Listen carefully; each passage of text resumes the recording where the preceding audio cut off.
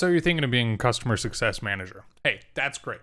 I'm going to be answering a couple questions that'll hopefully help you make that decision. These questions are, what is a CSM? What a CSM is not? What does a CSM do? What are the hours like? How much money can a CSM make? What experience do you need? And how much stress does a CSM have? Hey, my name is Jason, and I've been a customer success manager for a little over 3.5 years and have been doing customer success manager adjacent roles adding up to 5 years. Some companies may use the term account manager or portfolio manager to mean generally the same thing, but customer success manager, or CSM for short, is generally the most accepted and broadly used term these days. A CSM is going to be the main point of contact for long-term customers. And not every business is going to have a CSM role.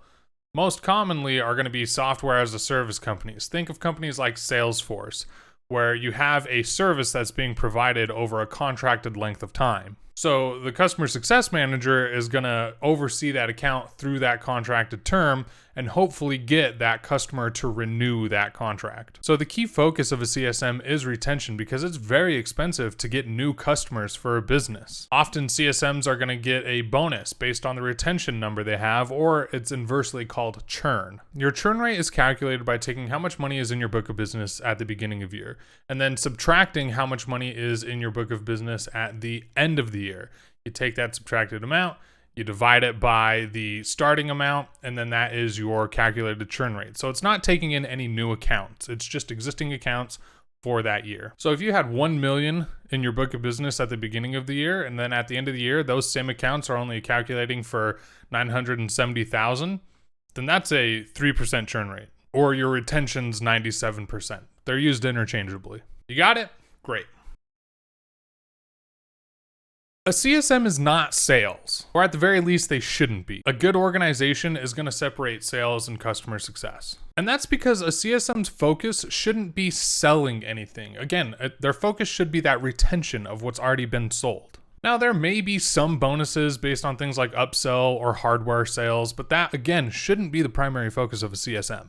A CSM is also not technical support. There shouldn't be a stream of inbound calls coming to the CSM where they're just taking care of technical issues. That's the technical support team's job to handle. There is going to be a time or two where a CSM is helping out with a technical issue if they have that knowledge and expertise, but that's not going to be their main focus either.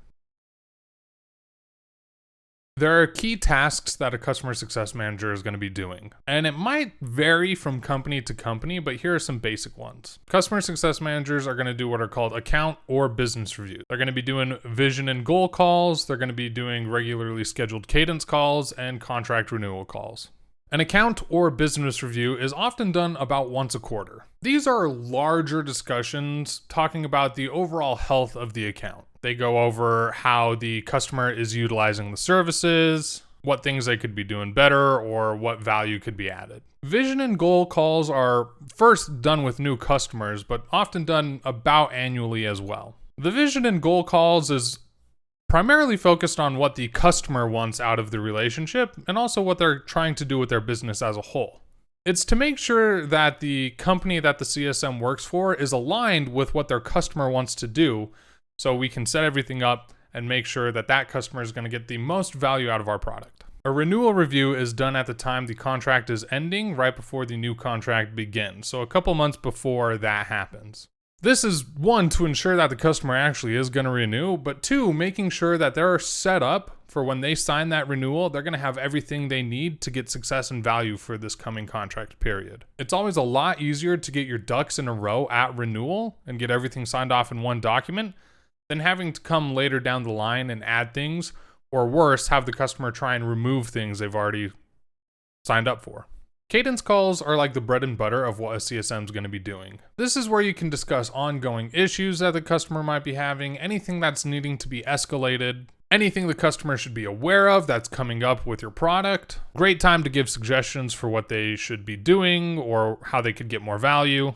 The nice thing about these cadence calls is when they are a standard practice, it's much easier to get all the other calls scheduled out and planned and executed. It's way difficult to have something like a renewal call when you haven't been talking to your customer at all for the whole contracted period, and suddenly you come out of the blue saying that you need to discuss things. If you're having those regular touch points, they're going to be way more willing to talk to you at the time of renewal. There are going to be other tasks sprinkled in here and there depending on what company you work for, and there's also a lot of emails. CSMs work a typical 40-hour work week. There was a time I was working from 6 a.m. to 2 p.m. because I had a lot of European customers as well as East Coast, and I live in Utah. But I've also had coworkers that have worked from like 10 to 6 p.m. They had a lot of West Coast and Australia and New Zealand customers. Odds are, no matter what set of hours you work, and oftentimes they're pretty flexible on when you work your hours, you're going to be a salaried position. Hey, real quick, if you're enjoying the video and enjoying the information I'm giving you, go ahead and give it a like and subscribe to the channel so you can see more of my videos. Now, to make a long answer short, a CSM can expect to make anywhere between $50,000 and about $100,000 a year. But that's also going to be broken up into a few different categories. Geography plays a lot into how much you're going to get paid. CSMs in the Bay Area, where the tech hub is booming, they're going to be paying a lot more than what I'm making over in Utah. But on the flip side, I live in Utah, so I don't have to pay those exorbitant cost of living prices that they do in the Bay Area. No matter where you are, what company you're working for, your pay is going to most likely be broken down into 3 categories. Your base salary, your retention bonus, and your expansion or upsell bonus.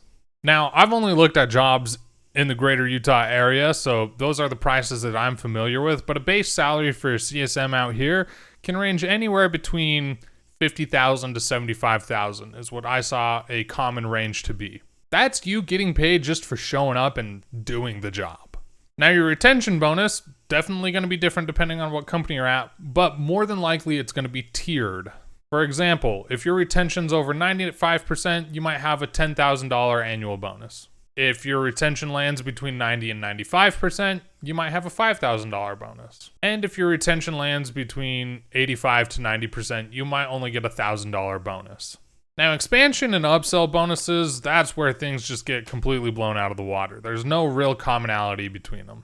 You might get a specific percentage of what you expand or upsell. You might get it tiered based off of your retention. It could be all over the place. Some don't even give expansion or upsell, but that's not very common. It's going to vary widely, so it's a lot harder to speak to, but that's definitely something you should be taking into consideration when looking for a CSM job. So for example, me, myself, if I got my full bonus on everything, I'd be making right around $100,000 a year. But getting a full entire bonus on every metric I can get a bonus for, incredibly rare. So I might land in around $90,000 annually after all my bonuses. Now, at the previous company I was working for, I would land around $57,000 for the full year after all my bonuses. So it can vary a lot. Now, many companies are going to require you to have at least a bachelor's degree and some sort of customer-facing experience. But there are actually plenty of companies that'll hire somebody that doesn't have a degree in anything for a CSM role. Some people mistakenly think that you need like software experience, especially because software companies are the main companies that hire CSMs, but you actually don't need any software or technical knowledge to be a CSM. It might help, but it's definitely not required. I don't know how to code. I'm like okay with computers, but that's not what got me my role as a CSM. See, I graduated with a degree in family consumer human development, so nothing related to software at all. Then out of college, I got a job processing utilities, and that had a part of it where I was dealing with customers and helping make sure that they were getting the value that they thought they'd be getting with our company. Here's the thing, I've had coworkers that come from retail, dining, hospitality, education, tech support, sales of all things.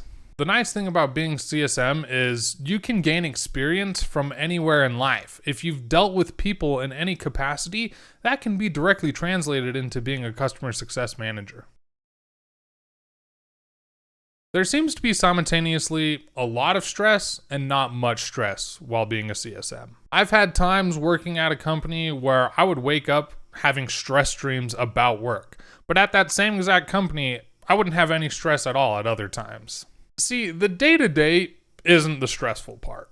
It's a lot of sending emails, having chats with customers, not that bad. It's the big picture of retention that can be stressful for a lot of people. It can be really rough when everything's going well, except for you have one customer that ultimately decides to cancel their current agreement and isn't going to renew. And they accounted for maybe 10% of your portfolio. So in one fell swoop, your churn percent's already 10, your retention's only 90%, and there goes a lot of your bonus. But the thing is, when everything's firing on all cylinders and you're working very well with customers, it can be incredibly rewarding, especially when they decide to expand and use more, and you get a bonus off of that.